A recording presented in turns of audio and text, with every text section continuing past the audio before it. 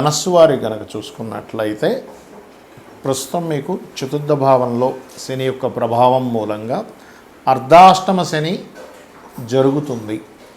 ఈ అర్ధాష్టమ శని యొక్క ప్రభావము మీకు ఈ కుజుడు యొక్క రాక ఎప్పుడైతే మనకి మీనరాశిలోకి అతను ప్రవేశిస్తున్నాడో, అదేవిధంగా శనితో పాటు రవి కలిసి ఉన్నాడో శని ప్రభావం తగ్గుతుంది. ఇది ఒక మంచి మీకు చెప్పాలంటే. అయితే మరి జాగ్రత్తలు ఏమిటి?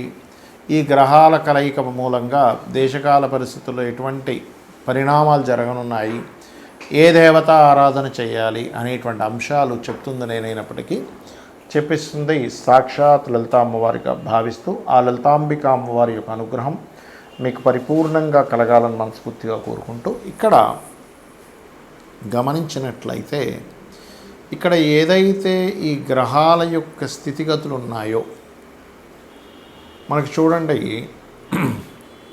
ఈ 4వ భావం అనేటువంటిది శీలస్థానం. అంటే మనం ఏ తప్పు చేయకపోయినా సరే కొన్నిసార్లు మన మీద కొన్ని అపవాదాలు ఏర్పడుతూ ఉంటాయి. కాకపోతే మనకి క్రూరగ్రహాలు ఉన్నప్పుడు శని యొక్క ప్రభావం తగ్గిస్తున్నప్పుడు దాన్ని మనం నిరూపించుకునేటువంటి శక్తి సామర్థ్యాలు ఆ యొక్క అమ్మవారు ఇస్తుంది మనకు. అదొక అదృష్టం మనకు చెప్పాలంటే.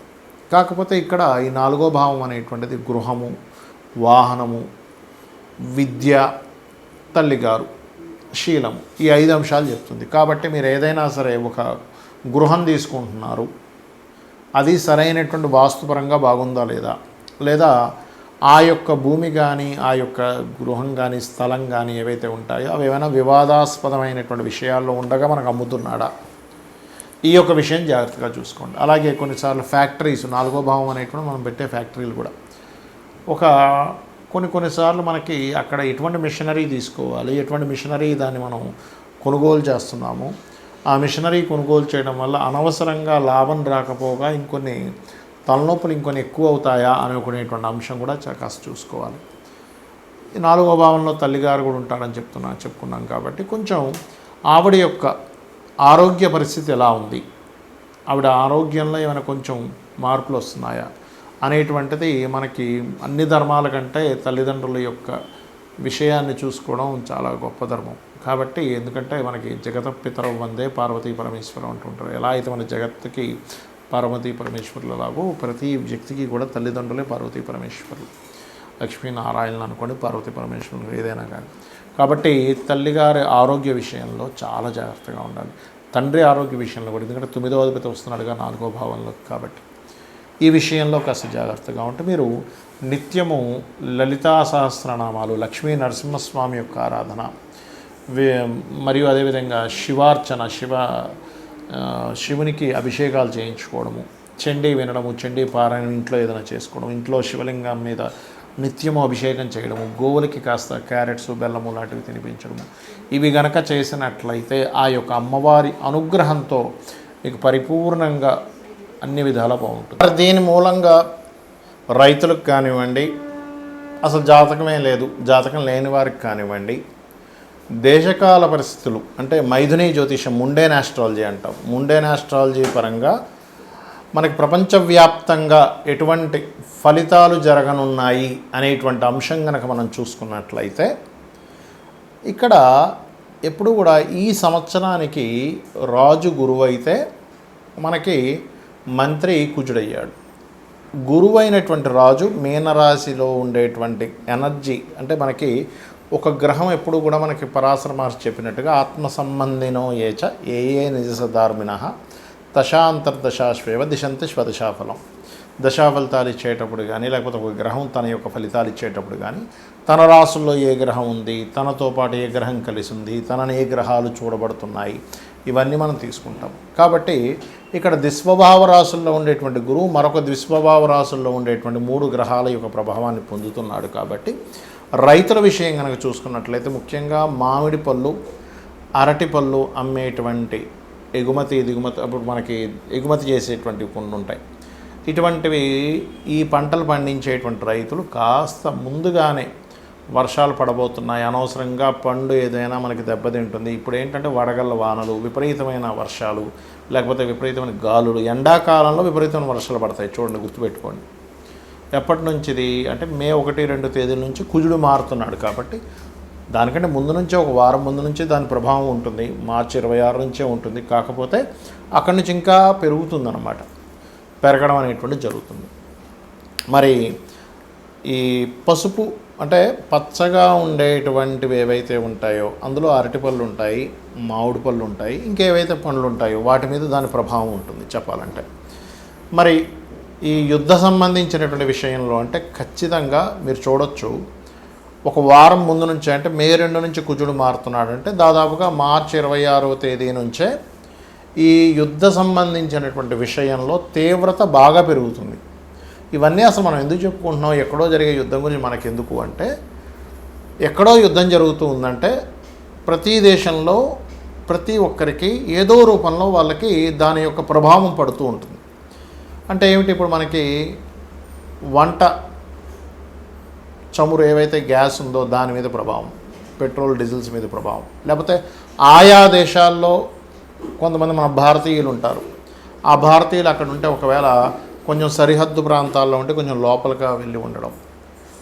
ఇక్కడ ఏంటంటే యుద్ధం ఎప్పుడూ కూడా పెరగకూడదు, మనందరం అదే కోరుకోవాలి. కానీ గ్రహస్థితులు ఏం చెప్తున్నాయి మనకి, పోయిన సంవత్సరం లాగే ఈ సంవత్సరం కూడా గురువు 3 రాసులు మారుతున్నాడు. పోయిన సంవత్సరం చూడండి, మనకి పరాభవనామ సంవత్సరానికి ముందు మనకి ఏదైతే సంవత్సరం ఉందో విశ్వవసునామ సంవత్సరంలో కూడా మనకి గురువు వృషభ రాశిలో ఉండేటువంటి గురువు మిథునం నుంచి కర్కాటకంలోకి వెళ్ళాడు. అందుకే చూడండి, పరాభవం రాకముందే యుద్ధాలు ప్రారంభమయ్యాయి. దానికి సంబంధించినటువంటి చాలా చాలా చాలా ఇబ్బందులు చూసాం మనం. మరలా పరాభవనామ సంవత్సరంలో కూడా 3 రాసులు మారుతున్నాడు గురువు. అంటే కర్కాటకంలోకి వచ్చేసిన గురువు మిథునంలోకి వెళ్ళిపోయాడు. మిథునం నుంచి మరలా 3 రాసులు అంటే మిథునము, కర్కాటకము, సింహం, ఇలా 3 రాసులు మారడము, 3 సార్లు పంచగ్రహ కూటమి కలయిక, ఇవన్నీ ఏం చెప్తున్నాయి, ఇజ్రాయెల్లో ఇప్పుడు ఉండేటువంటి విపరీతమైన కాకుల యొక్క దాడి, ఇవన్నీ ఏం చెప్తున్నాయంటే ఇస్లాం కంట్రీస్ ఏవైతే ఉంటాయో అక్కడ ఉండేటువంటి దేశాలకి చాలా చాలా చాలా యుద్ధము యొక్క సంబంధించినటువంటి విషయం చాలా తీవ్ర స్థాయికి వెళ్ళనుంది. కాబట్టి ఇక్కడ ఏంటి, సామాన్య ప్రజలు, అది అక్కడ ముస్లిమ్స్ అయినా ఎవరైనా కానీ ఇప్పుడు యుద్ధంలో పాల్గొనేటువంటి వాడికి మాత్రమే ఇబ్బంది ఉండేది ఒకప్పుడు. ఇప్పుడు అలా కాదు, సామాన్య ప్రజల మీద పడుతుంది. కాబట్టి సామాన్య ప్రజలు అక్కడ ఉండేటువంటి వారు వీలైనంత మటుకు కాస్త అక్కడ ఏదైనా బంకర్లు అవి ఉంటే వాటిల్లో కాస్త ఉండడము, ఇటువంటివన్నీ చేయాలి. ఎందుకంటే ఇక్కడ ఈ 3 గ్రహాల యొక్క కలయిక అనేకమైనటువంటి దేశాలను ఇన్వాల్వ్ అయ్యేలా చేస్తుంది. అంటే వారు కూడా మేము కూడా యుద్ధంలోకి వస్తామనేటువంటి ప్రభావాన్ని పెంచుతూ ఉంటుంది. కాబట్టి ఈ విషయంలో అతి ముఖ్యంగా జాగ్రత్తగా ఉండాలి. మరి దీనికి ఏమిటి, ఇప్పుడు ఇందాక నేను మీకు ఒకటి విషయం చెప్పాను, ఏమన్నా మరి జాతకం లేని వాళ్ళు ఏం చూసుకోవాలి. ఈ 3 గ్రహాలు సహజ 12వ స్థానంలో ఉన్నది కాబట్టి ఖర్చులు, మదుపు పెట్టేటువంటి విషయాలు, వివాహ జీవితం మీద ఈ 3 మీద జాగ్రత్తగా ఉండాలి. మరి ఎప్పుడైతే ఈ రవి కలుస్తున్నాడో ఈ శనికుజ మధ్యని, కొలెస్ట్రాల్ ఫుడ్ ఎక్కువగా తీసుకోకూడదు, గుర్తుపెట్టుకోండి. ఎందుకంటే సన్ అనేటువంటి గ్రహం ఏదైతే ఉందో అది గుండెకి సంబంధించి కొలెస్ట్రాల్ ఎక్కువ తీసుకునేటువంటివి జాగ్రత్త పడాలి. అదేవిధంగా రవి రాజులకి కారకుడు. రాజు అంటే ఇప్పుడు ఉండేటువంటి పరిభాషల్లో చూసుకున్నట్లయితే సీఎంలు, పిఎంలు, రాజకీయ నాయకులకి కూడా ఇది వర్తిస్తుంది. ప్రెసిడెంట్లు, రకరకాల దేశాల్లో ఇప్పుడు చైనా లాంటి దేశం ఉంది, లేకపోతే కొన్ని దేశాల్లో ఏంటంటే ఇంకా వాళ్ళ మళ్ళీ అందులో అక్కడ ఓట్లు వేయడం, జనాలు ఒకరిని గెలిపించడం ఇట్లాంటివి ఏమి ఉండవు. కాబట్టి దేశ నాయకులకి చాలా పెద్ద ముప్పు. ఎందుకంటే నాయకుడికి రాజుకి కారకుడైనటువంటి రవి ఎప్పుడైతే శనికుజ గ్రహాలతో మీనరాశిలో కలిసి ఉన్నాడో ఇది దేశ నాయకులకి ముప్పునిస్తుంది. ఇంకోటి ఏంటి, ఈ గురువు అతిచారంలో సింహరాశి వైపు వెళ్ళిపోతాడు. కాబట్టి ఇక్కడ ఏంటి, 3 రాసులు జలము, అగ్ని, వాయువు, ఈ 3టిని కలుషితం చేసేటువంటిది. ఇప్పుడు ఒక యుద్ధం వచ్చిందనుకోండి, వాయువు కలుషితం అవుతుంది.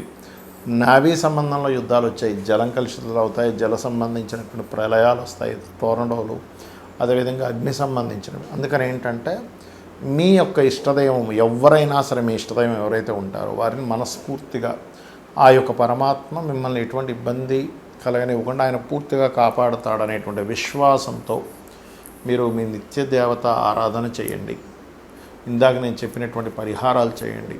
ఇక్కడ ప్రపంచం ఏ ఏ దేశాలు వాళ్ళ యొక్క ఈగోలతో వాళ్ళు అనుకునేటువంటి దీంతో గొడవలు పడుతున్నప్పటికీ సామాన్య ప్రజలకి ఏమీ కలగకూడదు అనేటువంటి సదుద్దేశంతో ఈ యొక్క విషయం చెప్తున్నాను నేను మీకు. శ్రీమాత్రే నమః.